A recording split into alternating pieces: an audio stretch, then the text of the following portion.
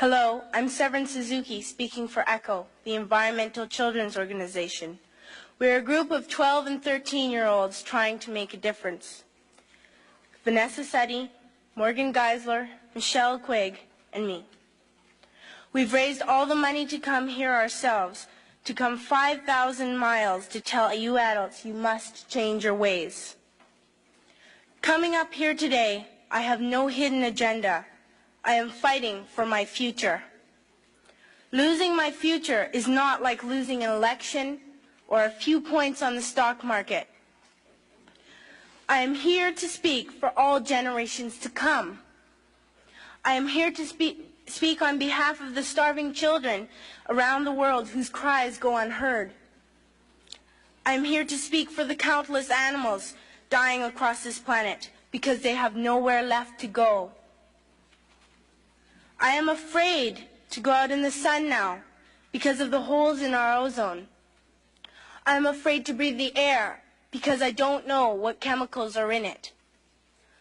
I used to go fishing in Vancouver, my home, with my dad, until just a few years ago we found the fish full of cancers. And now we hear of animals and plants going extinct every day, vanishing forever. In my life, I have dreamt of seeing the great herds of wild animals, jungles and rainforests full of birds and butterflies. But now I wonder if they will even exist for my children to see. Did you have to worry of these things when you were my age? All this is happening before our eyes, and yet we act as if we have all the time we want and all the solutions. I'm only a child, and I don't have all the solutions. But I want you to realize, neither do you. You don't know how to fix the holes in our ozone layer. You don't know how to bring the salmon back up in a dead stream. You don't know how to bring back an animal now extinct. And you can't bring back the forest that once grew where there is now a desert. If you don't know how to fix it, please stop breaking it. Here, you may be delegates of your government, business people, organizers, reporters, or politicians, but really, your mothers and fathers, sisters and brothers, aunts and uncles, and all of you are someone's child.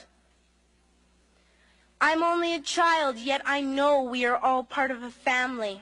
5 billion strong. In fact, 30 million species strong. And borders and governments will never change that. I'm only a child, yet I know we are all in this together and should act as one single world towards one single goal. In my anger, I am not blind, and in my fear, I am not afraid of telling the world how I feel. In my country, we make so much waste. We buy and throw away, buy and throw away, buy and throw away, and yet northern countries will not share with the needy. Even when we have more than enough, we are afraid to share. We are afraid to let go of some of our wealth. In Canada, we live the privileged life, with plenty of food, water, and shelter. We have watches, bicycles, computers, and television sets. The list could go on for 2 days. 2 days ago here in Brazil, we were shocked when we spent time with some children living on the streets. This is what one child told us. I wish I was rich. And if I were, I would give all the street children food, clothes, medicines, shelter, and love and affection. If a child on the streets who has nothing is willing to share, why are we who have everything still so greedy? I can't stop thinking that these are children my own age, that it makes a tremendous difference where you are born. That I could be one of those children living in the favelas of Rio. I could be a child starving in Somalia, or a victim of war in the Middle East, or a beggar in India. I am only a child, yet I know if all the money spent on war was spent on finding environmental answers, ending poverty, and finding treaties, what a wonderful place this earth would be. At school, even in kindergarten, you teach us how to behave in the world. You teach us not to fight with others, to work things out, to respect others, to clean up our mess, not to hurt other creatures, to share, not be greedy. Then why do you go out and do the things you tell us not to do?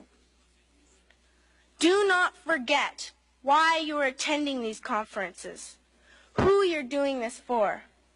We are your own children. You are deciding what kind of a world we are growing up in. Parents should be able to comfort their children by saying, everything's going to be all right. It's not the end of the world, and we're doing the best we can. But I don't think you can say that to us anymore. Are we even on your list of priorities? My dad always says, you are what you do, not what you say. Well, what you do makes me cry at night. You grown-ups say you love us, but I challenge you, please, make your actions reflect your words. Thank you.